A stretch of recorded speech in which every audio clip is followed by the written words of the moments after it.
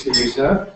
And we are attempting to broadcast this live on YouTube tonight. I noticed that cameras pointing at the ceiling, so that's not the combination of Google Plus and a webcam and YouTube can do amazing things. So if you haven't tried it, I strongly recommend you to try it. And my final rankings are next month, January, industrial uses of formal methods, experience of optimist.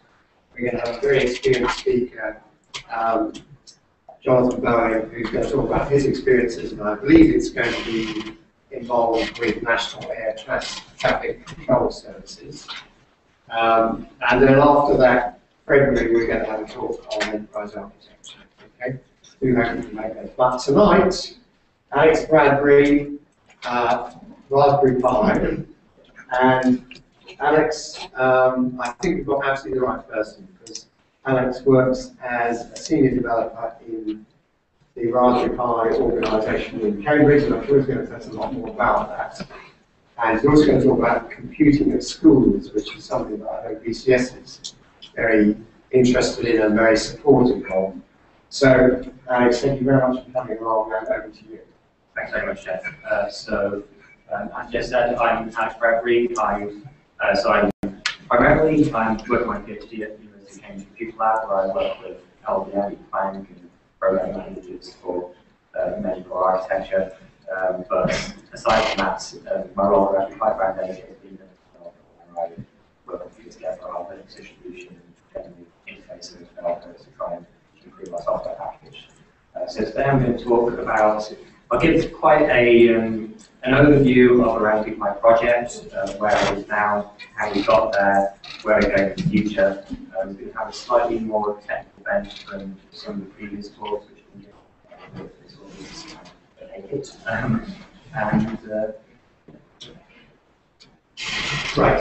So we'll start, we'll look ahead in, we'll just discuss the way that we plan to use it in education, and I really hope that I'll be talking about the technical challenges we've met so far, and also how we've done those, and what we will be doing in the future.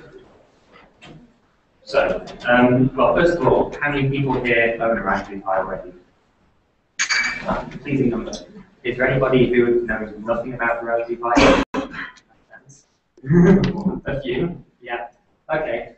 Right. So this is a Raspberry Pi. This is the latest version of the Raspberry Pi model.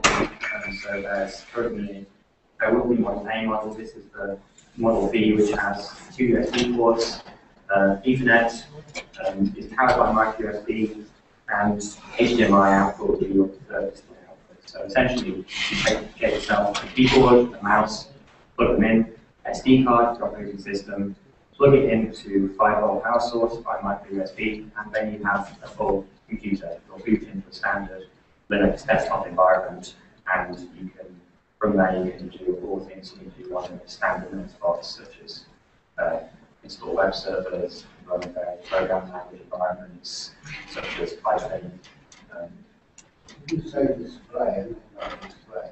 Yes, the display is the HDMI output. Connected to Yes, it's connected to your television or the computer output from a console television. And we also have an important part is the GPIO pins, which you can see better on that. So these pins are along the end here, which enable you to use it in hardware-related projects.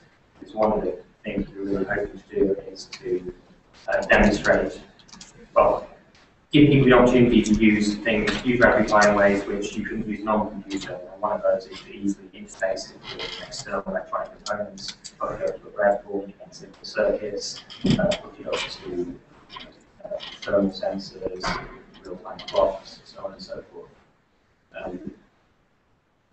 And these specs are a 700 MHz ARM chip, so it's basically it's all this broad-arm system on chip, which is in the middle here. So 512 megabytes of RAM on top on one of the underneath there's a 700 megahertz ARM with the Broadcom video core 4, which is a graphics chip, which is a quite a beefy unit, quite a beefy GPU, mobile GPU core, which gives you performant 3D graphics. You have CPU core exporting in. And it's a single core chip. It's a single core. Yes, the ARM core is single core. The video core architecture has a whole bunch of cores, but that's all accessible by the GI. I should say that this is now manufactured primarily in the UK as of a few months ago. We have a Sony plant in Code, which does almost all the manufacturing, which was very pleasing to do. Initially, it was all done in the Far East. Vast majority of them was Sony, which will also be true for the Model A's where they're available. It's been on sale. Well, we started taking orders at the end of February this year, so February 29th was when it came available to order on LRS, and we crafted the website. Initial demand caused much consternation and general irritation on people who were perhaps trying to do what remains. But initially it was quite difficult to look at supply, but if you look at they're sold by both now RS. If you look at both of our distributors, you'll see they have quite reasonable lead time next day. And up to now we've sold, let's see, last time I spoke, it's at least 600,000, quite possibly somewhat more than that. We're hopeful to get 1 million units shipped by the time we are on the market. Oh, and I mentioned that this has got a 512 megabytes of RAM. This is actually an upgrade which we've had since we first started shipping. So Model B initially was 256 megabytes of RAM. We're now able to shave a few pennies here and there from that up to 512 meg, which gives you a little bit more standard desktop technology. So basically, this is what it is. Plug it in, standard Linux. If you're familiar with Linux environments, any one computer environment should be reasonably at home. Use it in a desktop type sense or more in an embedded sense, where you build it into other projects and not use it without it to display. So, well, there are two main reasons which we talk about why the Raspberry Pi was produced. So, a number of years ago, the 6 trustees from Raspberry Pi Foundation got together and looked at problems which the UK and the world in general was facing with a lack of computer science graduates. So, there's one argument which is we need computer science graduates because there's lack of skills, and lack of skills about the economy, and because of growth of companies. That's part of the argument, but I think more fundamentally is just because the majority of the modern world is built around computers and computing technology, and it's simply wrong that we allow our children to go through the education system without having that basic understanding of the world around them. In the same way that about physics, biology, chemistry. I imagine many of us believe that the computing, computer science, IT should be alongside that as something key which all children learn. So as I said, the Raspberry Pi Foundation is a charity. So the Raspberry Pi, as I should have said, is sold for £30. It's £30 including VAT, and yeah, you can get it for about £30 shipped. So it's $35 or $25, not including any taxes. So one of the key features of it is that it's low cost, it's low power, and it's readily available. So it's a standard platform that people can gather around in order to produce material and share it and hopefully use it as a focal point. Alex, sorry to interrupt. Is it selling outside the UK? Yes, it's available for the two children which are far now on RS, they sell worldwide. So in terms of sales we have so far, we've had most of our sales have been in UK and USA, less outside the Anglosphere, but there's massive interest in producing China, Korea, Russia, places like that, and of course India.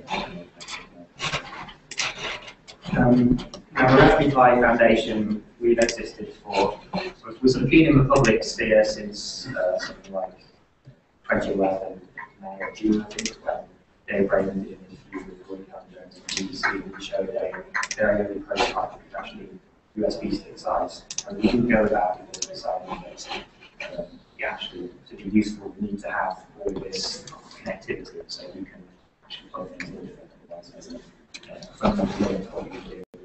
And we've really found that there's a whole bunch of existing organisations which are doing work in this area. We're not competing with in any way. Sort of the philosophy of the Raspberry Pi Foundation is that we provide, we promote our aims, which are to improve the teaching of computer science to children, to adults in the UK and worldwide.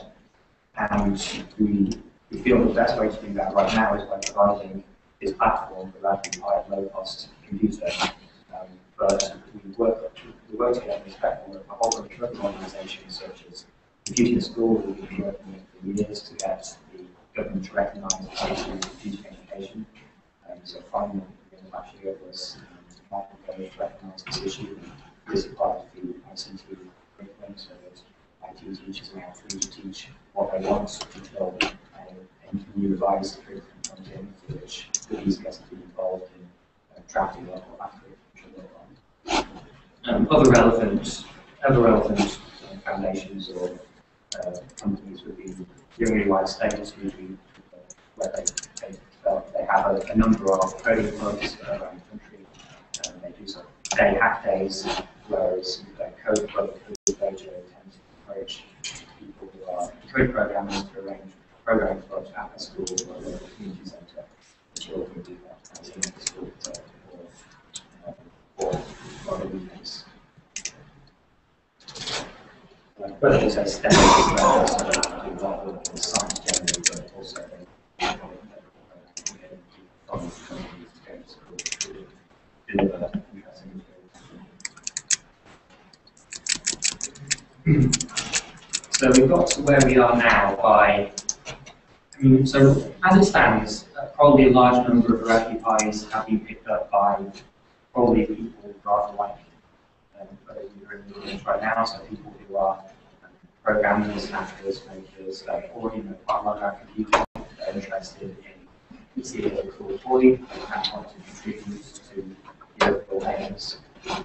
But there's been, so we've had, as I said, something like 16,000 said that community. And many of those are going away to code clubs, so some of those people would be motivated and interested IT teachers who want to use it in their classrooms.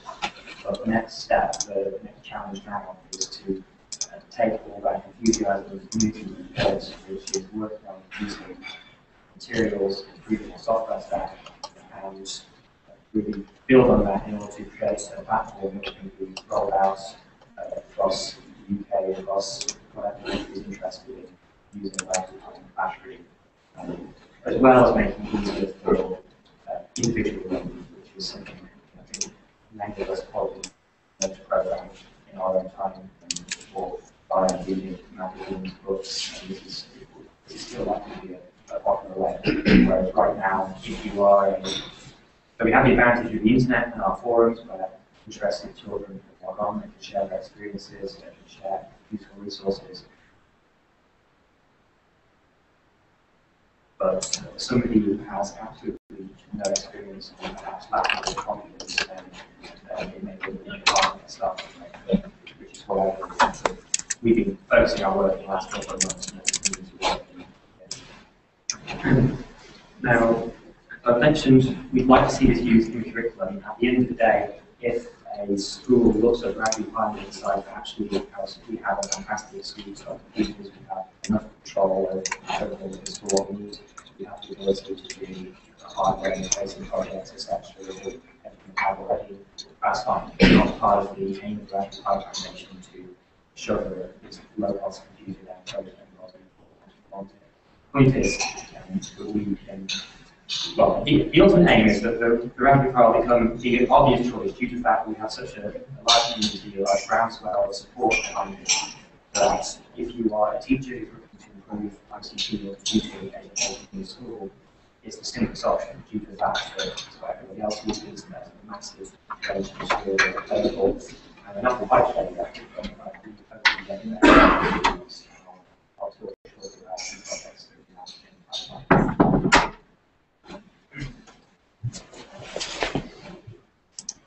So if you were looking to use a Raspberry Pi in school, then the software packages which would be most keen on using would be, first of all, let's start with Scratch. So many of you are familiar with MIT Scratch. A number of you, I think, will screenshot on the next slide. So this is a really wonderful, really straightforward way to get children interested, get children started programming. So basically, you drag and drop these guys onto your script, which is sort of fits together like a jigsaw puzzle or Lego or something. So you don't have to worry about any syntax errors. But it's much easier to get started than if you try to get them to write a Python script where, just to get them to write hello world, you have to explain, well, in Python 3, you have to explain why they need parentheses and why they need to have quotation marks and so on and so forth. And it's very trivial to get a simple game, interactive story. Quite an impressive number of children have actually already been exposed to it. We've had a number of them who come to us at events and they see a Raspberry Pi, they see the Scratch logo, they just open it up, sit down, and then show their parents something which they can make in a few minutes. Generally, that's amazing that these kids actually have the ability to do this. I should say that the other part of the program model is that we have each of these scripts is associated with one of these sprites, and you can draw those, which what's it going to do, what's it going to do. Draw them once. The script was also there's also some support for interfacing external hardware, which is the level we do, which gives you some support for external sensors, such as a external sensor. And I think the Manchester guys who have an interface with Raspberry Pi, they're working on Scratch support for that. So this is an IDE, or is there a runtime with it, or is it just an IDE? This is the whole thing. So this is my program. This is the program output. Once I've written my program, I click play, and in this case, it's trivial in that it will, forever, if the distance to the mouse pointer is greater than 10,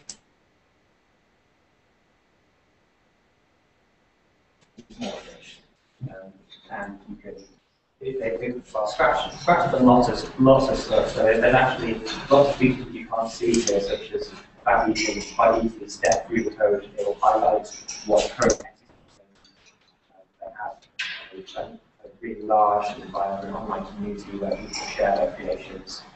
So it's basically a really great place for people to get started. And it's not something you need to Raspberry Pi, just something which we found is a great way to get people. Some of you may have seen the previously Google creator and which that uses the same program like drag and drop some buttons together to straightforward programming without having to deal with the syntax.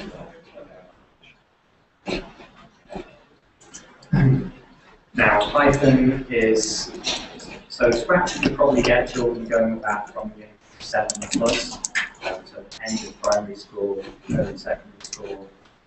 Python would be more of a secondary school age children unless they're particularly interested. And we found, so with Python obviously it's been around for a long time, it already has quite a decent uptake in education, and there's a large variety of books, tutorials which are already available, which teachers can simply use on Raspberry Pi. They normally get people started using the IDE, which is IDE which is packaged with Python. We bundle a few example Python games on the XP Pi, which gives people an idea of sort of things they can do. We've actually done a few programming workshops whereby so we did this. So this was gave them Raspberry Pi, gave them an implementation of Stain, so that again we get them online programs, and they knew had no exposure to Python before. You could see the source code which had very few components, and then they have an hour and go away, do something cool with it. And away they went. Now and Kevin did this with the Broadcom Master System. So these were kids who had sort of been winning 2-level science competitions. So but they've sat down, they've changed. Started off with simple modifications that we can follow this now, modifying the behavior so that you can add multiplayer, added portals, and power-ups. But it's actually surprising how well kids get on once you sit them in front of the computer, sitting in front of some code, even if I explain the board, if they have the confidence to just try it and see what happens. We had a similar experience when we had a number of different pages from computer apps and filming, and then we had the fun game. I actually noticed this is somewhat different to the undergraduates. It seems as though once people get to the undergraduate stage, they're rather more scared of getting things wrong. They're not very likely to just let's see what happens if I change this here. People always think that looks silly, this won't work. Whereas you have to really seem to be incredibly keen to just dive in, make changes, see if it breaks, works out well. Which seems to be a pretty good way to learn how to program. Now, a really exciting thing which we have coming up soon is Minecraft Pi Edition. So some of you, particularly if you have children, will be familiar with Minecraft, hopefully. Yeah, you. So Minecraft is it's not a. So it's basically in Minecraft. It's an incredibly popular game, sold millions of copies. It's crazy how many kids come up to us and ask us, "Can the Raspberry Pi run Minecraft?" Does Notch have a Raspberry Pi? Notch is the developer who created Minecraft, and it's like it's amazing how many years it's like got to them. They don't know, does he have a Raspberry Pi? Does he like a Raspberry Pi? Yeah. So anyway, we think it's going to. I think this is going to be. The point is, you're going to have a Minecraft version which runs on Raspberry Pi, which is a slightly stripped down version of full Minecraft. If you're familiar with the various versions they have, it's actually derivative of the Pocket Edition, which I have on mobile phones. And most importantly, this has a programming interface that it can be used as a tool to teach computer concepts. So this is a simple example.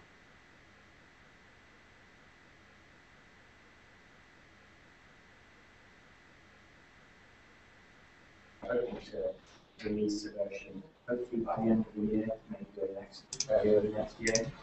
So this is basically just a proof of concept. Here we have a terminal, and this is a terminal with a simple Python URL print loop. Here we have the Minecraft display, which shows us Minecraft and all the goodness. Basically, it's a nice 3D environment. You want to walk around, you can hack things up with your pickaxe, build interesting devices or interesting, generally like castles. Here we have a simple example where, Daniel took a simple loop which is going to create this still. So you can imagine, basically the programming interface is actually a software interface, so you have to be just Python, anything which can communicate with Minecraft programmers. Software interface you could use if you thought it would be useful for the future program on this or Haskell or whatever.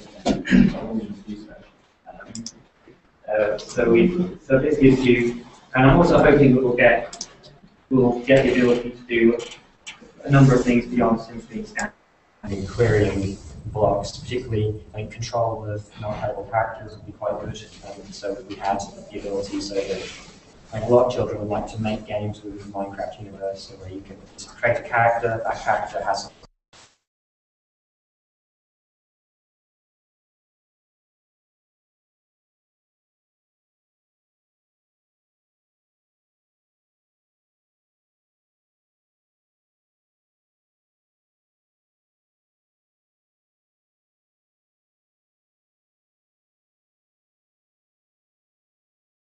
rapidly become very complicated, massively complicated.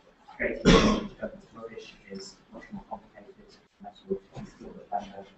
Minecraft seems to, it has a, I don't know, it's amazing, it's, I haven't really come before, it basically replicates Lego, I suppose, in a real world. So it's something which is easy to understand and easily create an interesting virtual environment.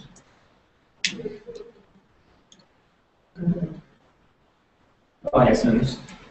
Well, if you're particularly interested in any your program language choice, then I'll let you know if you have to support. But at the end of the day, as I said at the beginning of the talk, it is just a Linux box in the sense that it runs Debian, which is a very popular Linux distribution. You can transfer the packages, and it's very likely that unless your program language choice has very architecture-specific requirements for difficult speeds, no problem.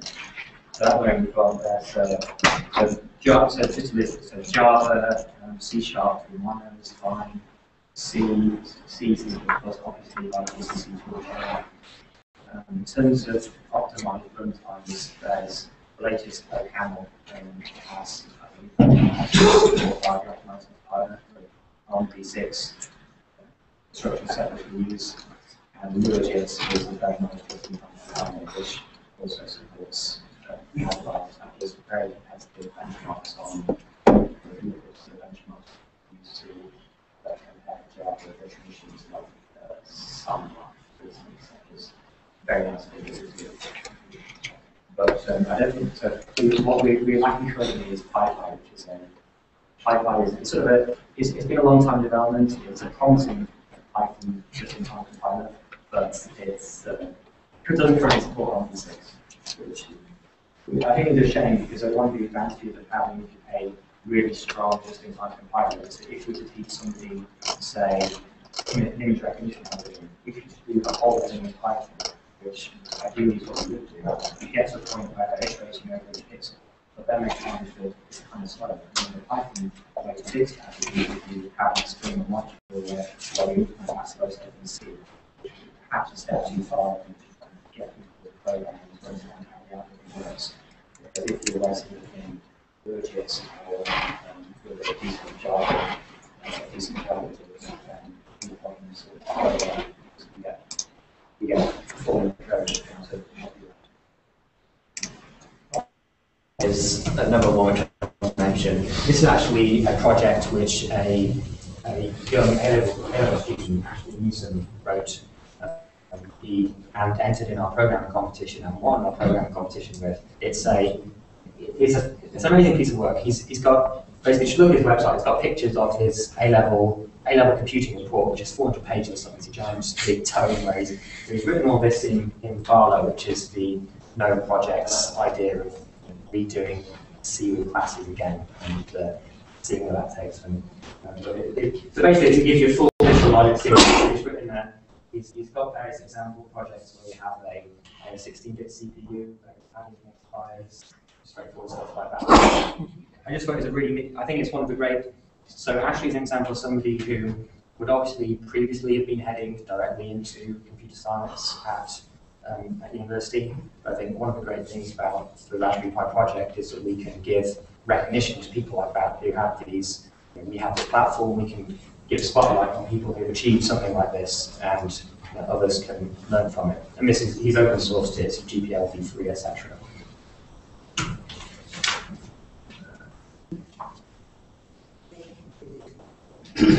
Now, so that's the sort of software which schools would most commonly use to introduce programming concepts. As I mentioned previously, one of the key advantages that we hope people will, one of the key advantages of the Raspberry Pi we hope people will take advantage of is that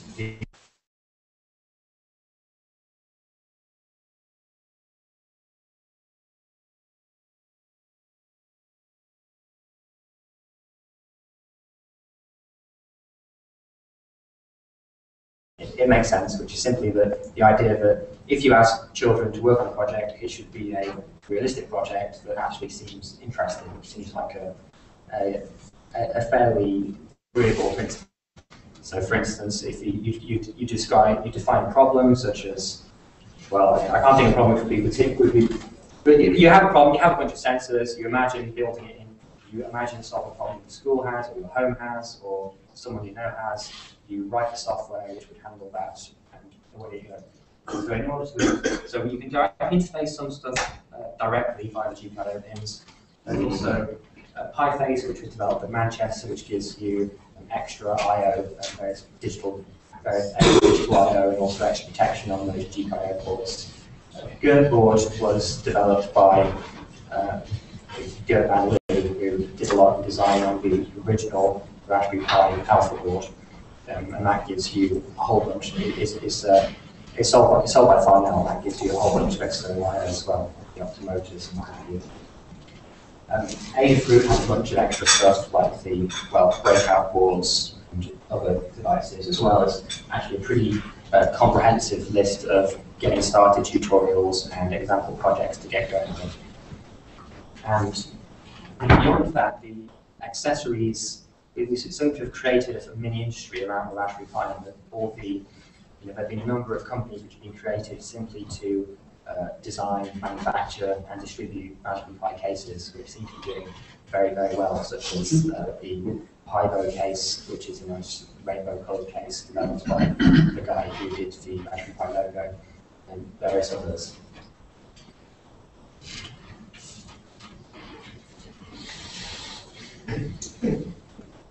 Right, so there have been a number of efforts to try and improve this content gap that we've been experiencing. So we started out where most of the people using Raspberry Pi with children have been at these after-school clubs or particularly interested teachers. We want to move towards a model whereby if you're a teacher and you want to teach computer science, you pick up a Raspberry Pi, you pick the necessary materials which have already been prepared, adapt them to your students as you do as a teacher, and away you go. So one project we had over the summer was a number of interns at a lab working on a robot. This is the sort of thing which, personally, I'd eventually like to see available as a kit. I mean, if you imagine the 50 experiment kits you get in kits, for instance, it'd be really cool if you could buy a Raspberry Pi kit which had everything you need to build your own robots, or build a bunch of, or interface with sensors, and it had a project book, it had all the stuff you need, and it wasn't too expensive. I think there's a developing market of Raspberry Pi accessories, and I think it's important to do what we can to make sure that these are well documented and available at a reasonable price, just like the Raspberry Pi itself is. At the end of the day, it's £25 or £30 for the main unit, but then all the accessories end up costing an extra £100. It's not so feasible to use that in schools. Sonic Pi is a project which we're actually going to be testing that in, I think, 1 or 2 schools in January. So we have a research assistant in the lab, and he does all sorts of interesting stuff with program-generated music. So he has a synthesizer running on Raspberry Pi, an interface to that synthesizer. It's actually programmed in Ruby at the moment, but just usually in Python or whatever scripting language you prefer. And he's developing with a couple of teachers a scheme of work, 5 lesson plans, whereby you could introduce programming concepts via music. This is the sort of thing we're quite interested in trialing, to see whether there are introducing programming concepts in ways which would be perhaps non-obvious, haven't been tried before, would have good effects. It certainly seems, with the feedback we've had so far, is that people do see it as something interesting, and just like when you do graphical programming, it's nice that you get some immediate feedback. And as I say, this should be trialled in January, and it's all going to be fully open, Creative Commons licensed, teaching materials and so on, once it's actually tested and refined. Another project we had over the summer, and this is something which would be sort of A-level student or motivated teenager at home or early university student, was the Alex Chadwick wrote it. It's called a Build Your Own Operating System on Raspberry Pi, but in reality it's sort of more bare metal programming on Raspberry Pi. So you start from a blank slate, you have a Raspberry Pi, you have an SD card. What do you need to write in order to boot up that ARM core and get it displayed something on the screen? These steps you through ARM assembly, drawing characters on screen. He's written the bare bones of a simple USB driver, which is just enough to give you keyboard and mouse input. It was a heroic effort by him because the interfacing with the USB controller is quite hairy, so it's very nice of him to have delved through the documentation and sorted that out. And it's basically a nice sort of getting started point for anybody who's interested in low-level programming. And at Cambridge, we've encouraged students to look at these tutorials. And there's a nice story of a John student, and she had the Raspberry Pi. She had an issue with the keyboard working in the Linux distribution for some reason, which I'm sure you'll find out. But she then looked at this build an operating system tutorial and decided, I'll try this out, and went away, learned on assembly, and implemented a Conway's Game of Life implementation on assembly, which is quite neat. We've also had these programming competitions, which I've mentioned previously. Smart Sim was one of the winners in the 14 to 18 category, and a whole bunch of other things which are in development as teachers are working on their own materials, testing it, and hopefully sharing it with others. And the key thing is that, well, in the teaching community, there's already a very strong, just like in the software community, where there's a strong free and open source software. Involvement is very common for teachers to share their teaching material, collaborate with each other in forums such as Computing at School or other online teaching forums. So hopefully we'll start to see that content develop and be adapted and picked up by teachers. And they'll be able to share their experiences.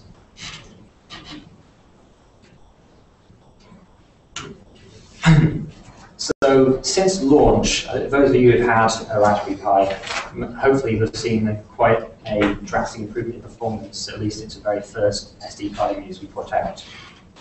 So I thought this is where I was going into a few of the technical details on what we've done to squeeze the most out of this hardware. So remember, it's a 700 MHz ARM, it's 512 megabytes of RAM. So for people who've been using computers for any period of time, that probably sounds relatively beefy compared to what you may have started programming on. But the fact is that with a modern Linux desktop environment, it's considered underpowered. There's quite a lot of work to get modern software to work, or there can be a lot of work to get modern software to work acceptably with those limitations. And so some of it was simply due to the move to Debian Wheezy. So Debian is our recommended Linux distribution, which is a very popular version of Linux, which is used by millions of people worldwide and is fully community built. So simply moving to newer packages based on RSPs. The biggest community project we've had so far, and I think the most impressive in my view, is the project to take all of those Debian packages and then recompile them, but targeted for the specific ARM architecture used in the Raspberry Pi, which is ARMv6. So in Debian, they've had, for a while, they've had ARMEL and ARMHF. So ARMEL is the ARM architecture, the ARMv4 plus, which, but the problem there is that ARMv4 isn't guaranteed to have hardware floating point. So all the packages in the standard Debian repository, almost all of them, unless they have JITs or something, or they have CodePass, which detects whether you have floating point available. If you just compile your standard code and you won't get hardware floating point, it's all via software emulation, which means that lots of things become critically slow.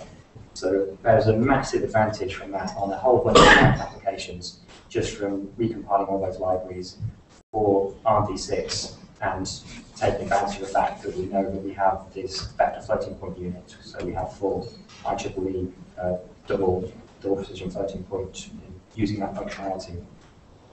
Now, of course, the reason this had to be done from scratch is that there is actually an ARMHF in the Debian world, except this is a problem where, for those of you who aren't familiar with the ARM architecture, it's improved a lot in the sense that they seem to have it's improved a lot, and they've all come to a conclusion about a standard architecture they'll support. For a long time, there have been ARMEL. Now it's ARMHF, but the problem is that ARMHF is the version 7 ARM, so it's slightly newer than what we have in the Raspberry Pi, which is why we needed to have this community effort to rebuild all the packages. And the guy who did this, it was Mike Thompson and Peter Green, were the two people behind it. And before he even had he even laid his hand on the Raspberry Pi, Mike Thompson had seen, he thought this would be a problem, he thought he could help fix it. He ordered something like $1,000 of ARM development boards, set up a home build farm, connected to a whole bunch of SATA drives, and then went away hacking on the horrible Debian scripts that you need in order to build in order to have a proper build farm. Unfortunately, ideally, if we think about it as software engineers or computer scientists, then we'd like to imagine that if you have a full Linux distribution, you could just you could just download the necessary build infrastructure, hit build, and it will pop out the other end with the necessary necessary customizations for necessary architecture. In practice, it seems to be sort of cobbled together with bits of string, and it's not very well documented. So it was a mammoth task we took on. I was very impressed we actually managed to complete it. And so this is now what we use. We had sort of it depends on the benchmark, but for numeric stuff, easily hundreds of percent for even the code which doesn't make use of the floating point unit, and we're often getting 20–30%, mostly due to better code generation for the due to the fact we were targeting the BCS architecture. Another change we've had since launch is the introduction of support for dynamic overclock. So I mentioned that the ARM CPU is rated at 700 MHz, but in fact, almost all of them can run just fine at 1 GHz. So you can choose to enable overclocking, which now will not void your warranty, give you some speed boosts whenever you need it. So it's just as you get with most laptops these days, or the tech system load is so high, and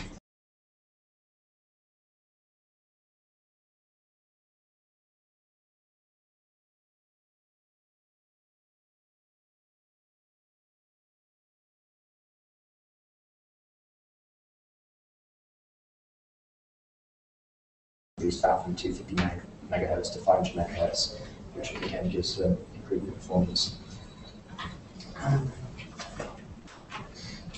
Other hardware-related things which we improved since launch, USB has been Longworth at Broadcom. He's done heroic efforts on delving through the USB drive and working through. There are some compatibility issues, also some issues due to the fact that it caused many thousands of interrupts per second. Those have now been reduced and mostly handled via a fast input handler, which I'll talk about in more detail after if anyone's interested. And so that's given us a nice performance boost, because previously you were getting just baseline, you were wasting maybe 10% of CPU power just by handling USB packets or checking USB packets there. A nice one we had early on, again, this one was provided by the community. Somebody noticed that the SD card clock frequency seemed to be a little bit dodgy, so he investigated the code, set the frequency for the SD host controller, and found it divided by 2 an extra time, so we were actually halving our performance an extra time. On top of that, the base clock was set to a non-optimal clock rate, so it was at 75 MHz rather than a multiple of 25 or 50. So you were getting, basically, he submitted a patch, it got applied for a very pleasant speed boost, which was really good. In terms of operating system support, so I mentioned that what we're mainly pushing for education and general use is Linux, in particular the Debian or Raspberry distributions, Arch Linux, Fedora, all various embedded sort of custom distributions, or can also run fine build root or embedded if you're looking at making custom projects. And we at the moment, our patch set for the Linux kernel isn't upstream. So for those of you who are familiar with sort of troubles which hardware vendors have with getting their code upstream, in the ideal world, to get all the Linux kernel people happy with you, all your code gets pushed upstream. The problem is that it wasn't originally developed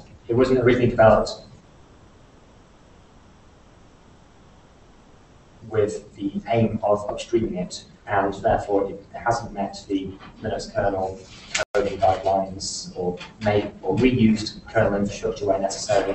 So it's all the patches which we have to support our particular system on chip need to be basically redone and rethought on top of the standard Linux kernel. We've actually had quite a lot of community effort towards that now. There's a mailing list of people who've been working on that. And I think they've got an SD card controller upstream and enough basic platform support so you can basically go to boot and output something via the UI. So we're hopeful to see that develop over the future, so we won't have any external patches, which has advantages in terms of support and community engagement with the free and open source software community. We appreciate when you are able to contribute back to the source. Oh yes, one other thing we've done is I have a script called Spindle, which is a bunch of 1-2 shell scripts, which it basically uses. So we have a problem of we want to generate an SD card image, which we will boot on Raspberry Pi, and which people can download and run on their own systems. We want this process to be reproducible. We want to handle things like having SSH host keys generated on first boot, as opposed to having the same SSH host key on everybody's SD card. So there's a whole bunch of shell scripts which script the process of actually generating that image, installing packages, configuring the packages, setting up users and permissions. And I use QEMU to do that for a full system emulation. And that seems to have been relatively effective. It's been much easier to both handle bugs and to fix them and have them permanently fixed since we moved to that system. Previously, we had as these things do, we start off with a slightly ad hoc system and then have some time to actually fix it. So whenever there was a problem, we have to actually fit that standard file system. That could introduce more problems. It became quite difficult to manage. Now, in terms of other operating systems, Android has been demonstrated running on the board, and hopefully we'll have the code for that will be, well, either the code for that port will be released, or the various interest groups who have been working on Android will will release their version, potentially with the help of the open source graphics stuff, which I'll talk about shortly. And the Android is probably not going to be too great on 256 megabytes Pi, but for 512 meg, which should give a reasonable performance. Android can be a bit of a beast, the UI stack in particular. We've also have now a relatively successful FreeBSD ports, which has USB support, networking. It basically works Plan 9 for those of you who are fans of the successor to Unix, which tries to treat even more everything in the file. And someone's done a heroic port of that, where he's written a new USB driver. He's got everything working. Someone was writing on the forum about how they built a Plan 9 cluster of 20 Raspberry Pis, and they're doing whatever you use a Plan 9 cluster for. Well, it's certainly, I think that the point is that a platform like the Raspberry Pi is actually really good for these niche operating systems. If you're somebody who has an uncommon operating system, you can target a single set of hardware. You can create a single SD card image, and then it's very easy for somebody to try that out, because obviously all you have to do is download it, write it in an SD card, plug it in, see if you like it or not, and you don't have to worry about driver support on your particular hardware. It's sort of more fun running it in a virtual machine. RISC-OS is the other one. So RISC-OS is, of course, it's currently proprietary, and it's a shared source license, but it's not fully free and open source like say Linux and FreeBSD are, unfortunately. But that runs very well. It's something. It has the advantage of not picking up the bloat, which the Linux stack was built up over the years. It was designed to run on very low spec, or by modern standards, very low spec ARM desktop machines, and now it's running. It hasn't changed much over those years, and now it's running on it compared to what it was then, a very high spec ARM machine. So it basically flies. Now, this is one of the announcements which I've been most pleased about. So a few months ago, we were able to open source the graphics stack for all of the ARM side graphics drivers on the Raspberry Pi. Now, for those of you who are familiar with the system on chip market, this has been, well, there are a few ways of looking at this.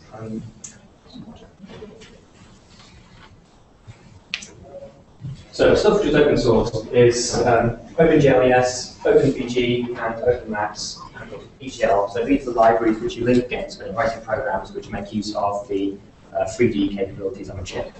And the advantage of open sourcing this is that now people can take those user space libraries and they can port them, compile them to FreeBSD, to Plan 9, or whatever alternative operating system they want to run.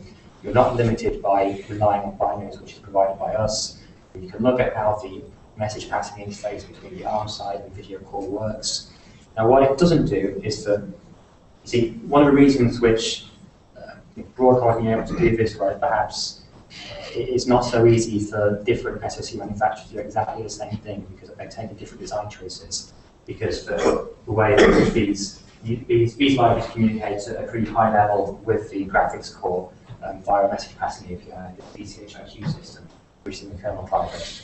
And so, because of its relatively high level, releasing those doesn't give you full documentation, register level documentation of the graphics hardware, which obviously a lot of people like to have, but it's a simple reality of the embedded system on chip market that nobody has that yet, other than various reverse engineering efforts, which I'm personally quite excited about, but oh, and also in terms of graphics, an issue that we've had since the start is graphics acceleration. So all of the 3D stuff runs fantastically well. It's linked against OpenGLES. You can run Quake 3 at 60 frames per second. It's 1080 if you want to. You can do all sorts of cool graphics stuff, but your standard desktop programs, and even Scratch, which I mentioned previously, that has some performance issues currently due to the fact that a lot of the simple 2D listing operations they're implemented, or they end up being executed on a CPU rather than the comparatively more powerful GPU, which leads to unwanted slowdown. We're taking a few. There have been a few approaches which people look at in general for this. I mean, I think that the way that Linux desktop has gone has been that people avoided these problems just by the fact that they tend to run on Linux desktop on a really speedy CPU, so you don't notice these problems if you've got a 2.5 gigahertz x86 machine. So we've had people looking at optimizing optimizing these routines with ARM assemblies. Seems to be giving quite decent performance. You can also look at offloading some of this work to the GPU. But that's actually more difficult than it might sound due to the fact that you have you have to worry about coherence between the memory on the ARM side and video core side, uploading buffers, locking them so they can't be modified, and whether it makes sense to offload the GPU or not. It's actually quite non-trivial to just package up work and send it across. Plus, on top of that, a lot of the drawing routines which are used by these programs. So Scratch, for instance, in theory, that could be described as a simple scene graph which you could render very, very efficiently on any modern GPU. You simply describe, you have these blocks positioned here, you might describe some movement when you're making a change, but in practice, it was architected a long time ago, and it's built up by a whole bunch of bit-splitting routines, and it's very difficult to get right in there and change that. In fact, even more difficult in the case of Scratch because of its Smalltalk, and there's a dwindling supply of Smalltalk programs, it seems.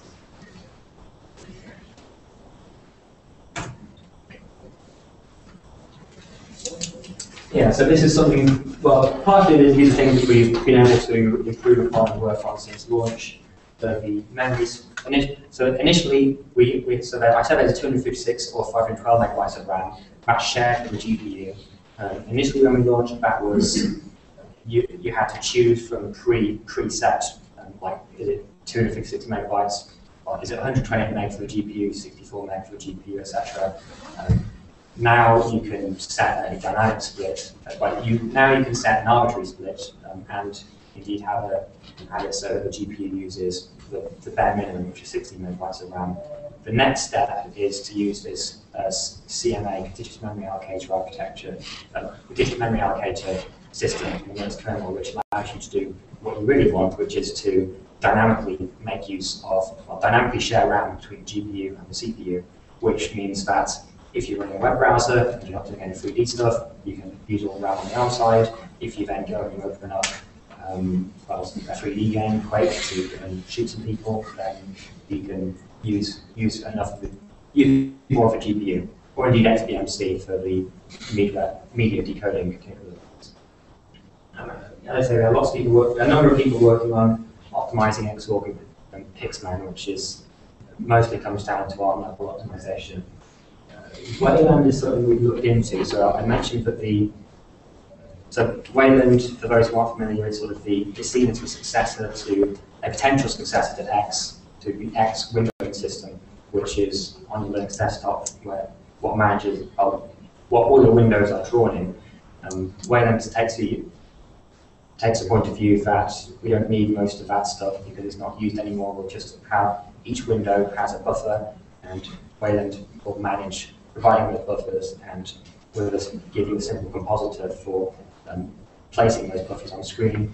Now that task of compositing can be relatively easily offloaded to the GPU, because you can the GPU has dedicated compositing hardware, so choosing where to place a certain buffer on the screen.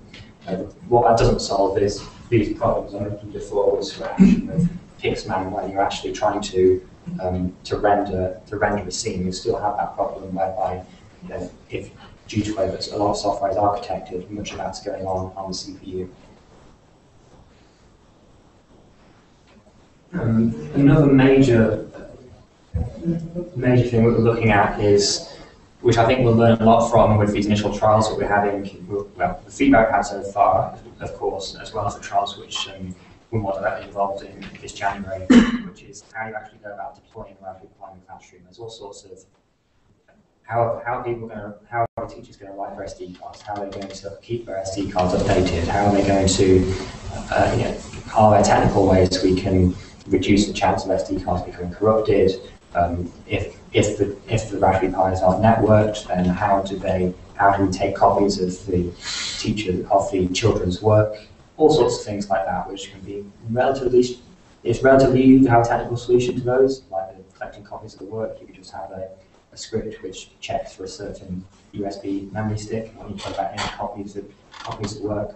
But we sort of need to work with teachers in the schools to work out what they actually need, and then we can provide that. I suppose that with the classroom deployment, we have the advantage that we have over a traditional, over perhaps the existing computer rooms which we have in schools, is that the teacher has full control over what's installed on it. A common problem is that teachers aren't able to just go away and install Python on their workstations, but we sort of need to provide the support so that they can do the network management type tasks. So now they have control, but they have to actually do some of the work and management that goes with that control, unfortunately. And one of the writing SD cards is irritating actually how expensive a lot of the SD card duplicators are, but you can do very well just by getting a USB hub, or several USB hubs, and a bunch of USB SD card writers. I've got a wonderful setup of that. I've got 10 of them, it's all fashioned thinky lights, so 10 at a time. Now we've got, in terms of things for the future, there's about education stuff, technical side. I hope to see even more software on Raspberry Pi to exploit the hardware capabilities. So Minecraft Pi Edition was a good example of that, where a disadvantage of rolling that out on across existing school computers. You don't really know what level of 3D support they have. In fact, a lot of the time they have computers which are 6, 7, 8 years old, and they have whatever is the cheapest integrated graphics available then. So you're a bit stuck. But in general, more software which makes use of the graphics hardware and interfacing capabilities. Camera module, which you can come up and have a look at it afterwards if you want, which we have a prototype of. Should be out in, I believe, sometime at the beginning of next year. I'm not sure on the exact timeline for getting that out now. In terms of the circuit board, that's fine. It's mostly a software issue of getting the necessary support for accessing the. Because this gives you, it's quite a megapixel camera sensor like you have in a modern mobile phone, and you can take 5 megapixel pictures or get a 1080p 30 frames per second video stream and encode that to H.264 in real time. So there's a bit of work on actually exposing that loyalty to software. And we're also going to have a display adapter which plugs into another one of these sockets, which will give you LVDS to this display connector here, which will let you plug it into the sort of LCD displays that you have in mobile phones or tablets, which will make use in some embedded cases. And hopefully the community and the network of companies around the Raspberry Pi continue to churn out new products. So there have been a number of ways in which we've actually got this far. And these are well, primarily through the enthusiasm of our community. We have the Magpie, which is a magazine which is written by, organised by users, which is published online every month. I think we've got a Kickstarter right now to get it actually produced in print. Also, Raspberry Jams, which is another movement set up by the community to set up local meetups. There's one in London, there's Cambridge, well, all across the UK, all across the world. There seems to be a whole bunch of Raspberry Jams going on. So if you look for a local one, you might find one. And the general sort of the way that the free and open source software community, mostly people are very keen on our aims, which we're a charity, but also there's the fact that most people, most communities are a little bit competitive, so it's quite, you sort of benefit from playing off each other in a way, in that it's enjoyable. Those of us who take part in these communities, we enjoy trying to get one over on language X or library Y, and you can. So I think there's quite a lot of good work comes out. Just the fact the Ruby people, the Python people, the Java and Greenfoot people, all trying to make the best possible way of introducing programming to children. And the best way it can help is, roughly speaking, to continue doing those things. So to contributing software which you write, sharing projects which you create, even if they seem quite trivial. I mean, I know that there's even fairly straightforward projects. If it's straightforward to you, it may not be straightforward to someone else. It can be very useful to have a YouTube video explaining what you've done. Taking part in our forums and helping people out with the problems they have, or if you have more time on your hands, maybe then, well, either STEMnet, the Code Dojos, Code Clubs, various initiatives like that, where you can actually get involved with local schools and teach some of your programming abilities to children, or potentially, I mean, I think that one also STEMnet may do this. STEMnet may do this, which is where you target it more actually teaching your teachers, which is maybe a good use of programming time. Is you get a bunch of teachers together, you get an experienced programmer to teach those teachers how to program, and they go away and do what they're experts at, which is teaching children. And I think that is my whirlwind tour through the Bradbury Pi. Are there any questions? Okay. To start off, the first comment came to me that the idea was that it was going to be a buy one, give one package. So you buy one but also pay for one if you donate it to a school for educational purposes. Has that as yet arrived? Is that something in the near future? Well, it was just, I think that is never something we've decided is where we'd go. It was an idea that was bandied around, and we said that we might well do that, but it seemed like a good idea. The way it worked, I think at the time we were thinking about either distributing ourselves more directly with before that we had the finding on the RS signed up distributors. It's not something which I believe is currently in the pipeline, but it sounds, yeah, I don't know. It got put to one side. Probably have to ask Evan or Jack Blank as to exactly why it hasn't been picked up again. How many hours envisage that are spent on work in school with the Raspberry Pi, and is it expected to involve everyone, or is it only a few enthusiasts or what?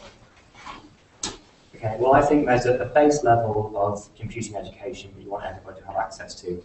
You don't expect that everybody's going to become the next rockstar programmer, but you expect them to understand how these are basic computer science concepts, enough to understand how the world around them works, just like we teach them physics and chemistry and so on. Now, how much time? I would say the amount of time on par with those other sciences. Now, the problem we have right now is that for IT, even for the teachers who really are motivated, who really do want to teach good stuff, it's very difficult for them to do so because they only have 50 minutes a week, and it's quite hard to teach anything worthwhile in that. So definitely more teaching time is one of the problems to be addressed. As to why, I mean, there's all sorts of questions about where people should start. I think that the computing at school curriculum which they've laid out seems quite seems quite interesting. And Michael Gove asked various people, including BCS Computing at School, they contributed to a 2-page document which outlines what should be taught in ICT at Key Stage 2 and Key Stage 3.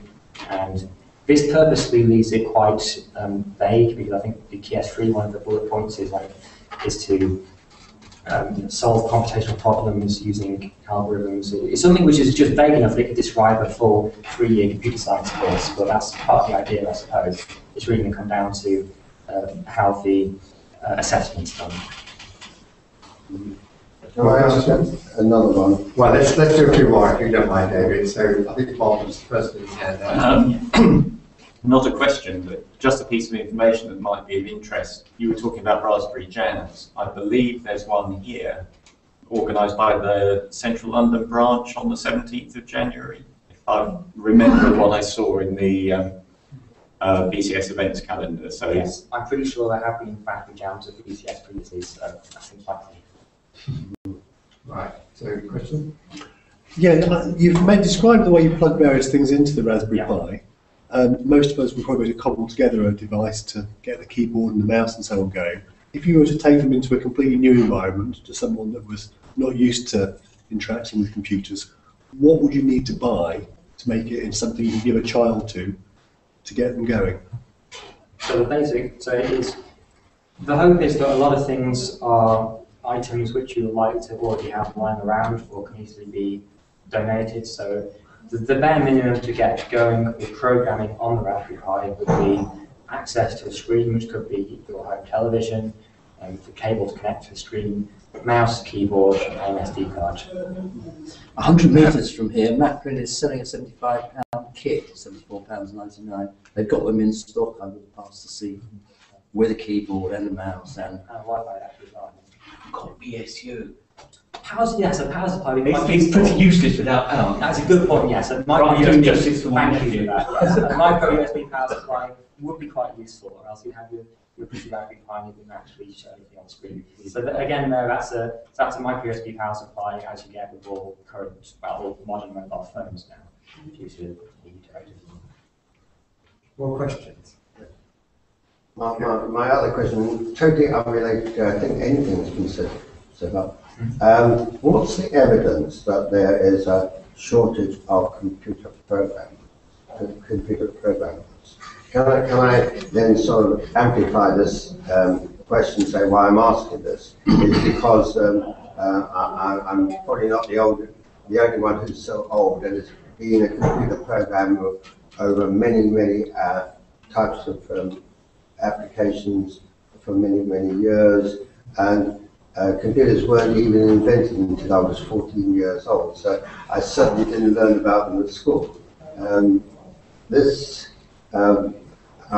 saying that I have seen evidence that there's a shortage of programmers with not the programming skills, but the other skills that go. For instance, there are a lot of people who want to do work on computer games, and they don't have the maths to do the 3D geometry and all the rest of it. That's sort of part of the thing. I know from experience, having worked in both academia and industry, I know that a lot of people think, oh, once you can program, you're there. And there's an awful lot of things behind programming.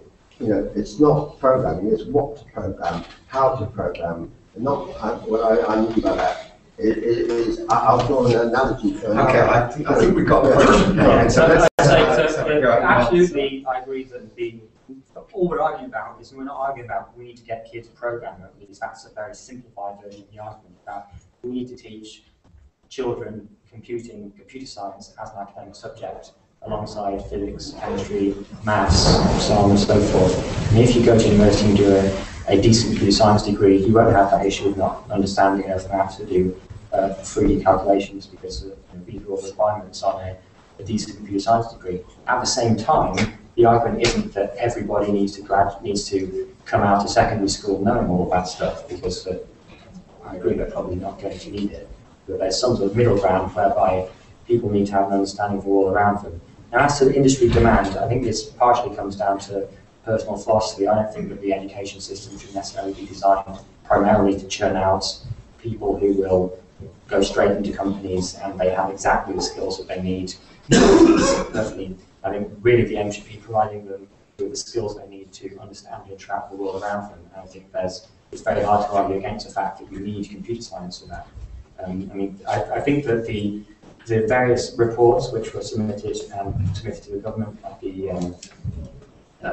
one that the IDOS guy did, I get the title now, but Next Gen report, something like that, that has various statistics and evidence behind this argument. I can't quote it offhand. Another question over here? Two questions, just to back up what you were just saying. So, like, if you wanted a slogan for it, ABC, general reading, 1, 2, 3, ICT. So that's 3 you want to focus on. So ICT becomes like the ABCs, there 1, 2, 3. So that's I think that's what you're aiming for. So it's just good to clarify it in my mind. Because the world we live in is digital world. Exactly. That's moving fast. Any more questions? Right. In the 80s, there was a turtle graphics push by Seymour Papert using a then new language called Pascal and logo, that's right. And screens as opposed to line input output.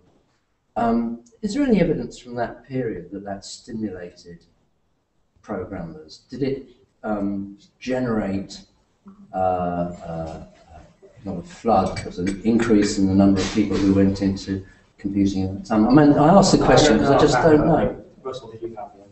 Yeah, there's plenty of evidence that from my own Python programming workshops that adults love playing with turtle graphics.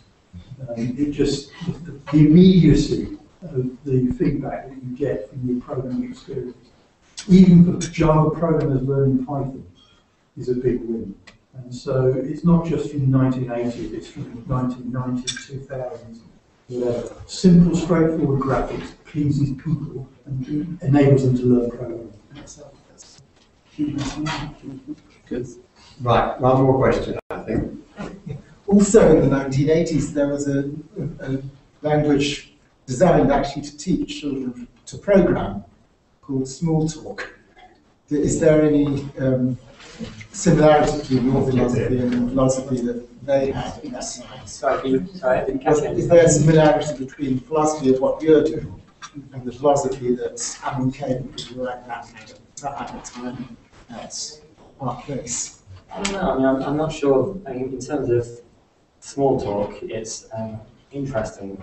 It's an interesting language. It has many achievements. I think that the work that Alan Kay's continued to do recently, where he's trying to perhaps VPRI, where they're trying to build a very minimal, complete system in, I think, under 10,000 lines of code or something, whereby you can understand the full system, full range of routines, all via custom languages. I think that's quite an interesting direction to go to get to the point where you can understand a full computer system. That's one of the problems we have with it's quite difficult to do that for a full Linux desktop. I think that, Python seems to be what's taken over from that. Python was, I believe, partially developed in order to teach. It's also picked up lots in industry. It seems to tick all the boxes and just be generally easy for people to understand and get started with. Whereas, for whatever reason, Smalltalk has on the wayside there. Well, it is. Smalltalk essentially got replaced by Java. Used to run Scratch. It is used to run Scratch, yes. Yeah, just sort of somewhere. Right. Well, I think a big thank you to Alex for coming on and giving us such an look at what's really going on. For somebody like me of perhaps nearly David's generation, this is really a whole new world. Homebrew computing didn't mean an Apple motherboard when I started out. It meant a large box of hardware, but with a very, very small memory. 10,000 lines of code seemed like a lot. But it just shows how much things have changed. And thank you very much, Alex. we have a small gift to you, a very low-tech BCS pen. But thank you very much indeed.